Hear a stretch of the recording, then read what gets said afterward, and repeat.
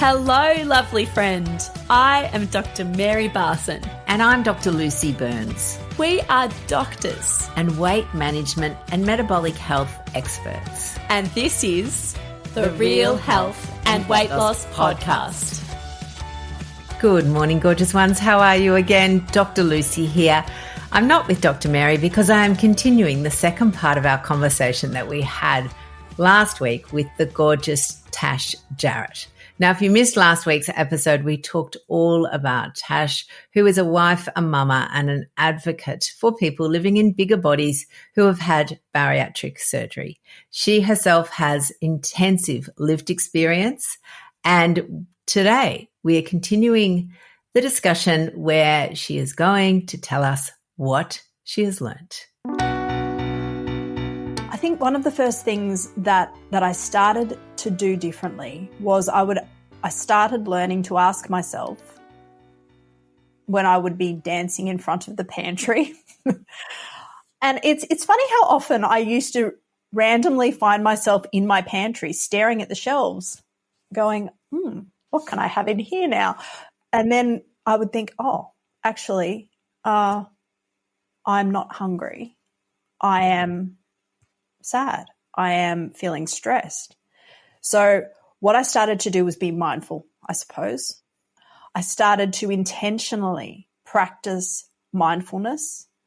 And when I would feel that overwhelming urge that I wanted to eat, I always asked myself, am I hungry right now, or is it something else? And I'd sit with my feelings. That has been a huge help to me. And it is one of the things that probably took a year or 18 months for me to start to consistently do. And now it's just become a way of life. But it was certainly not easy, and it took a lot of practice because the default setting was turning to food. Yeah. And I'd practiced that for 40 years. Yes. So it takes some time to unwrap that. What I love there is you're describing the concept of increasing your distress tolerance. And again, as our society we don't like seeing people distressed, whether it's our children, anybody, our loved ones. We don't want them distressed. So we go, well, what can I do to fix your distress? Oh, here's a cake, here's a biscuit, here's ice cream. And then you're noticing that distress and actually just sitting with it, which is hard to do at first. It is. It really is. It feels horrible at the start.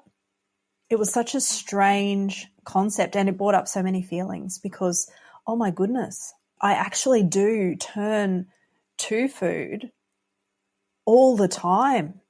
And then when it wasn't there, holy shit. Yeah, now what? Yes. Yeah. What do I do? So, yes, I learned to sit with it. I learned to feel uncomfortable, which was very, very odd. Uncomfortable. Very Yes. uncomfortable, odd feeling. Then I started working out how can I actually replace my old coping strategy. What am I going to do differently? And after I learned to sit with it, I then realized, okay, well, I could go for a walk. I could, write, which is another thing that I really enjoy doing. I can do my other hobbies. I can distract myself. And if I am genuinely hungry, then I eat. And there's nothing wrong with that at all. But a lot of the time, for me, it was just a habit. I was just in a habit of soothing myself in that way. And it was not a habit that was leading to an optimized life. It was a habit that had gotten me to the point where I needed a bariatric intervention or a procedure. Then I needed to work on how do I optimize myself for the future. Yeah, absolutely. That I think was the start for me. Yeah. Yes, I think you're absolutely right. There are, and again, there's this phrase that I hate, and I think you probably do too, called failed bariatric. What are your thoughts on that? my thoughts on that, if you're listening and you feel like you have failed, you are not a failure. You have not failed your sleeve. You have not failed your bypass. You are not a failure. You have had a procedure, and perhaps this particular intervention has not been as effective as you wanted it to be, but it is not about you being responsible for that. It is about looking at where we're at and going, okay, well, this has happened. How do we move on from here? What can I do in order to feel better in myself? Because one thing I've learned over the last 6 years is even with all of the weight loss, it did not change how I felt about myself. Just because we lose weight, we think that it's going to be the silver bullet. We think when I lose weight, I will feel. But let me tell you that unless we work on the relationship that we have within ourselves, with ourselves, and we learn to actually be kind, compassionate, and care for ourselves, you will find something else to loathe about you. And that is the part of the bariatric journey that I see as a missing piece. Because until I learnt to care for myself, until I learnt to put away the toxic, completely toxic self-talk that I had going on the inside, nothing changed. Yes, absolutely. And even that toxic self-talk that we can do, that can be habitual. Like it was. We have a little phrase, the ant, the automatic negative thought. It like pops in before you've even realised that you're doing it. It does. The ants were rampant. I had a whole picnic of them. and it took time for me to learn what it is to actually have compassion for me. So many of us, and I can be compassionate to others so easily, but when it came to myself, I was cruel. I was harsh on myself. I felt like I was a failure because I was living in a bigger body. I felt, all of these really awful negative things that I would never say to someone else, but I was more than happy to just heap that on myself on a daily basis. And I had to start unpicking that and work out why do I do this? Why am I doing this to myself? And until I stopped sabotaging myself in that way, even at my thinnest, I still did not like me. So don't think that just because you have a bariatric procedure, you will suddenly love yourself and it will be fantastic. Of course, that can happen, and it does happen for some people. But if you've struggled with feelings of self-worth, you won't necessarily just magically find them in bariatric surgery. It's an inside job. And your weight, your success or failure is not about a number. You just, because of who you are, you're loved and valuable and acceptable and all of those things. That is the real message behind, I believe, behind being able to walk out a bariatric journey that is optimized, is understanding that the relationship that you have with you is the most important one you'll ever have. Yeah, absolutely. I love that. And I think when you get that self, and again, Australians really hate the phrase self-love, loving yourself. It makes us. Oh, you love yourself. Yeah. No, you love yourself. I know. And that's it. It was used as a slur when we were, younger, or you've got tickets and, you don't get ahead of yourself. There's all of that. I think that when you get to that point where you're at peace with yourself, so even if the phrase love yourself doesn't resonate, if you're at peace with yourself, then what that enables you to do is work on the maintenance of your health. Because it's actually not a destination, even though we always talk about like your weight loss goal, like you get there and then you're done. Yeah, you're not.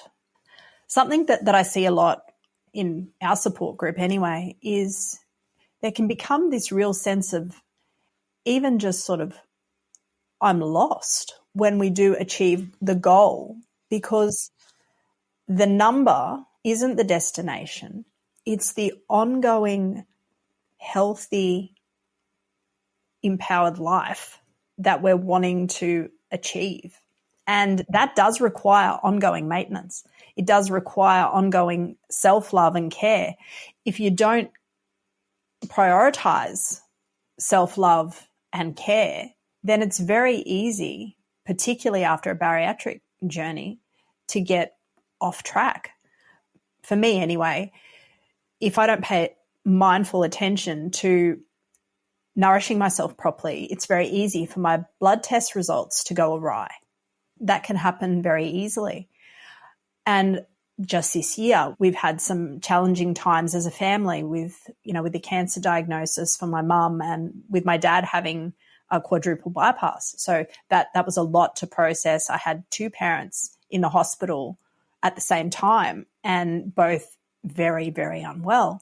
And I found that during that time, my negative self-talk, my ants came back. Yeah. Yes. All of a sudden, the picnic buffet was open again. And I stopped doing the things that I know I needed to do for my own health and my own life. It's an ongoing journey. And it isn't just a number on the scale that will be the destination. It is that ongoing everyday choosing ourselves. And it's not wrong to choose yourself. It's not wrong to choose your health. And that's the real thing about bariatrics, about metabolic procedures that I love. It's the ability to be able to live a full life. And that's why we do it. Yeah. Nobody goes into bariatric surgery hoping to have a poor outcome. We go in it because we want a dramatic change. So I would encourage you that if you're wanting to have that health and wellness for the long term, then we need to not just think I'm having a procedure. We need to think I'm having a whole new way of living. Yeah. Yes. And that the biology, the psychology, and the societal aspects, they will all need to change. That's right. And hopefully we work out how to mesh them all together. And it does create a powerful change that lasts, which is obviously what we really want. Absolutely. I mean, at the end of the day, every human wants, good health. Nobody ever wakes up every morning going, I can't wait to be sick today. It'd be great. Exactly. I mean, we all want that great health. And sometimes we don't really value it until it's gone. No. Or we put it off thinking, I can get to that tomorrow. Start on Monday. Or that'll come later, or it'll be fine. But no, it's in the small things. I mean, I know for me, I felt really overwhelmed at the start. I felt really overwhelmed by the whole thing.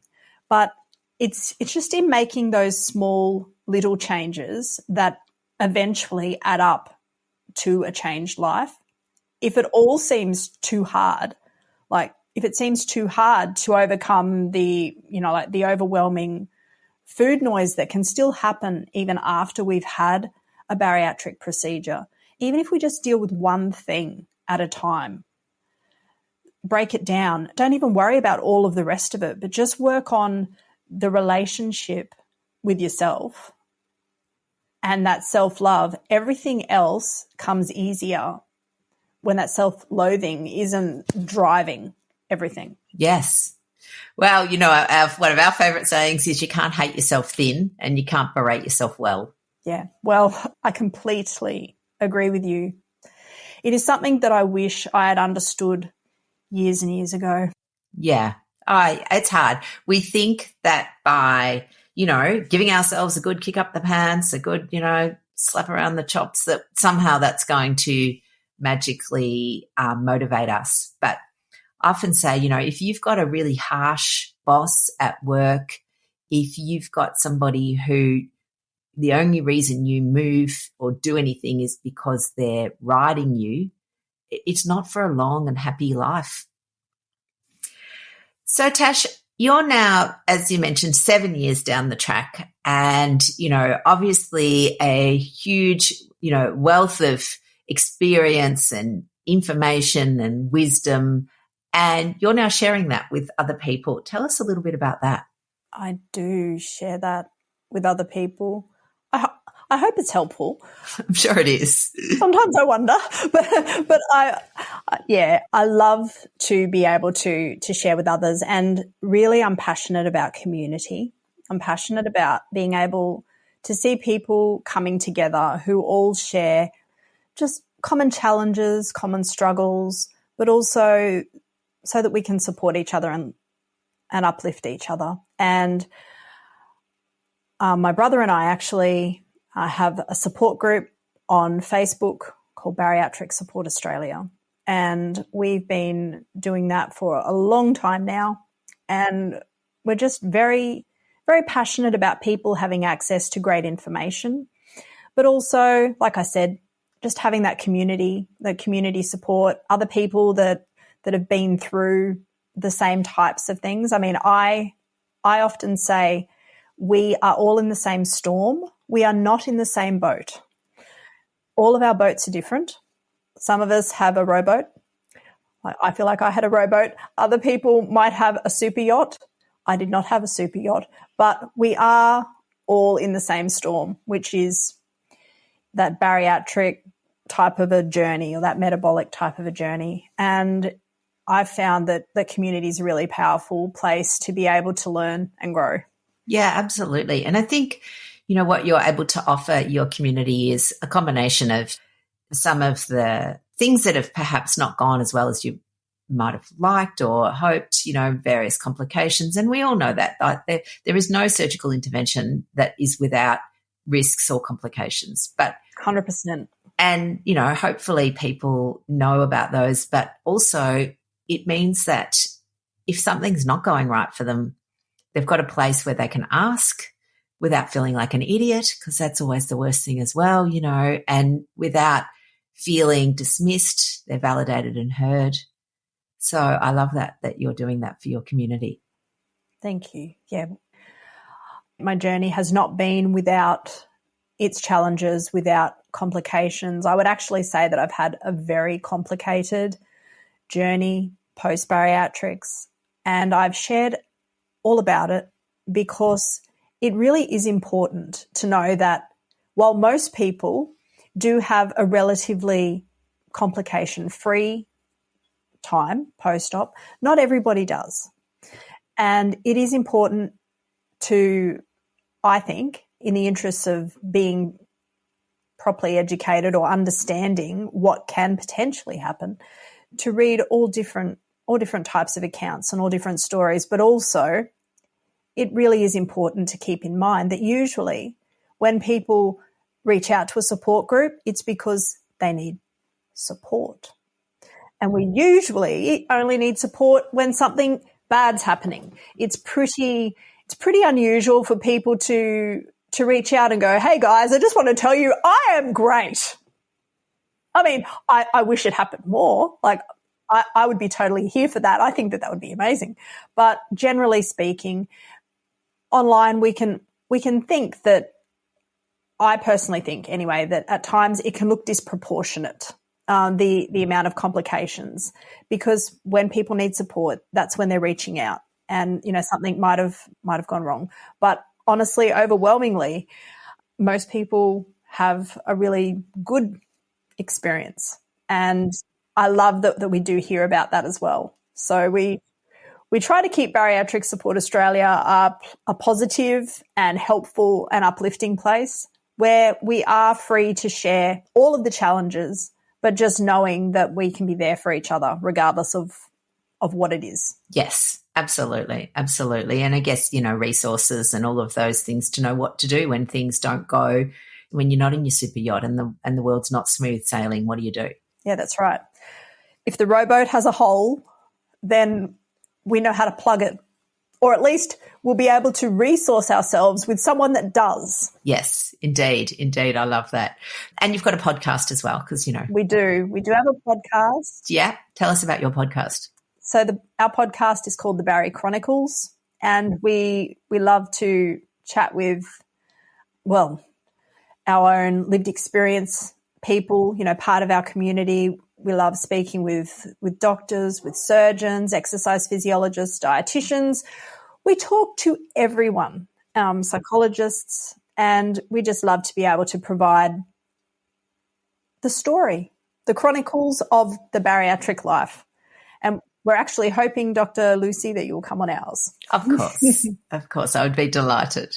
And I think again, with all of those guests, what you've absolutely just described is that, you're not a one-trick pony either. There's not just one thing. It's, as we like to say, it's not this or that. It's not lifestyle or surgery. It's not lifestyle or, injectable weight loss medications. It's not, well, all you need is a meal plan. Like, it's not one thing. It's all the things. Yes. It's all the things together.